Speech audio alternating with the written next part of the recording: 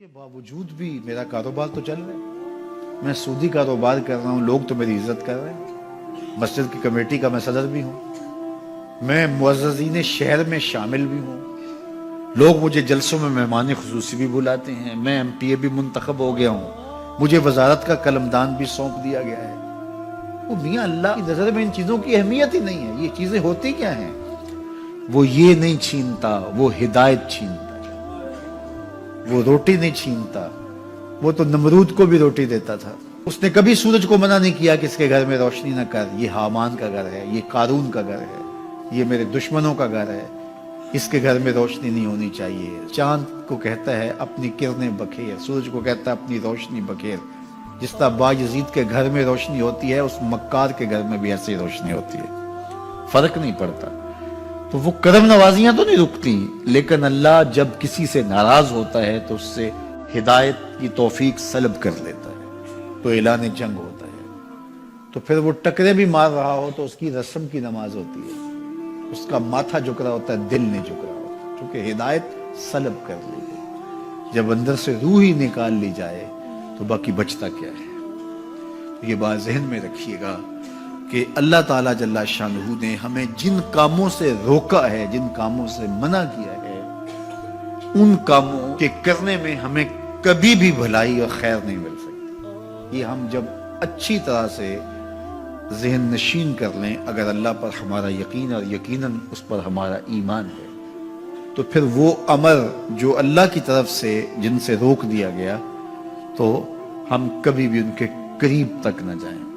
اور جن کاموں کے کرنے کا اسے حکم دیا گیا, اس کی حکمتیں نہ بھی ہمیں معلوم ہو. آج جدید سائنس تحقیقات کرتی ہے تو ہمارے سامنے آتا ہے کہ وضو کے کیا فوائد ہیں.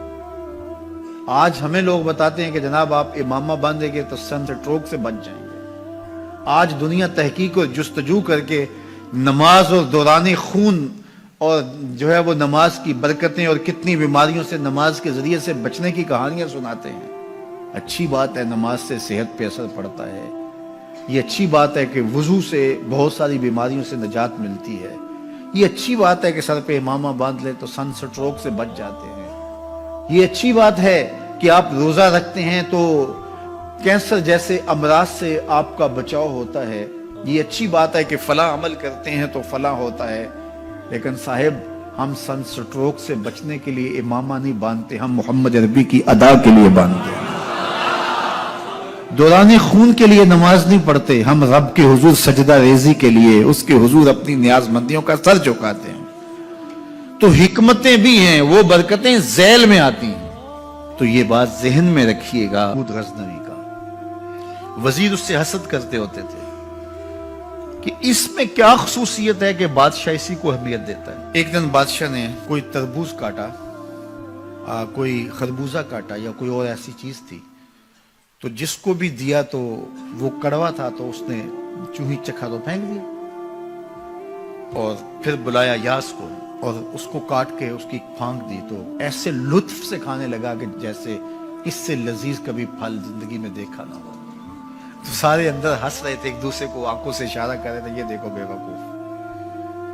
تو بادشاہ رک گیا اور کہا کہ یاس, یہ جو فروٹ تم نے کھایا ہے یہ میٹھا تھا یا کڑوا؟ کہا بادشاہ سلامت کڑوا. تو کہا پھر اتنے ذوق سے کیوں کھایا؟ کہا کہ اس ہاتھ سے میں نے میٹھی نعمتیں کھائی ہیں, آج کڑوی ملی ہے تو تھوک دوں؟ کہا ایسا نہیں ہو سکتا. تو میاں کڑوا ہو تو وہ بھی قبول کیا جائے, نفس پہ شاک ہو. کڑوی وہ چیز ہوتی ہے جو نفس پہ شاک ہوتی ہے, نفس کرنا نہیں چاہتا, لیکن اس کے باوجود تمہارا دل کہے نہیں یہ مالک کی طرف سے ہے. سخت سردی ہے, گرمی کی شدت ہے, پانی ٹھنڈا ہے اور موسم سرد ہے, پانی گرم ہے اور موسم بھی گرم ہے, رات کا پچھلا پہر ہے, تھکے ہوئے ہیں, لیکن آپ اس کے باوجود بھی اپنے رب کے حکم کو بجا لاتے ہیں. نفس پہ شاک ہے, لیکن سینے میں ٹھنڈ ہی نہیں پڑتی جب اس کے حضور سجدہ ریزی نہیں کر لیتے. تو اس کے حکموں کو بجا لانا اور اپنے نفس کو پیچھے کر دینا اور اپنی خواہشات کے گلے پہ چھری پھیر دینا اور مالک کی رضا میں اپنے آپ کو گم کر دینا, یہی زندگی ہے اور یہی بندگی ہے. تو اس لیے مجھے اور آپ کو اس بات پہ غور اور تدبر کرنا چاہیے کہ ہم اس مختصر زندگی کو اللہ کے احکام کی مطابقت میں گزارنے کا عزم کریں، وہ بات چھوٹی سے چھوٹی ہو یا وہ بات بڑی سے بڑی ہو، وہ احکام ہماری زندگی کے اندر نافذ العمل ہو۔ میں پھر وہ بات کہوں گا جو بار بار کہتا ہوں کہ میرے بزرگ ہم سے کہا کرتے تھے، یہ نہ ہو کہ لوگ تمہیں پوچھیں تم کون ہوتے ہو اور تمہیں بتانا پڑے کہ ہم مسلمان ہوتے ہیں۔ فرمایا کرتے تھے صاحب نہ کسی کو پوچھنا پڑے نہ تمہیں بتانا پڑے، تمہاری وضاحت، تمہارا طرز زندگی، تمہارا انداز معاشرت ایسا خوبصورت ہو، تم دور سے آ رہے ہو لوگ پہچان کے کہیں وہ دیکھو محمد عربی کا غلام آ رہا۔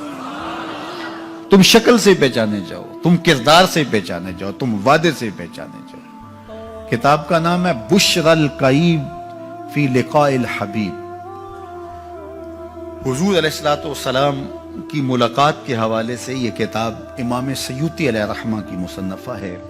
اس میں ایک واقعہ انہوں نے لکھا کہ ایک شخص قبر میں اترا اور نکیرین آئے اور انہوں نے سوال و جواب کا سلسلہ کیا، من ربوں کا، ما دینوں کا۔ اچھا، اس کی داڑھی میں چند بال سفید تھے جن کو وہ مہندی لگایا کرتا تھا۔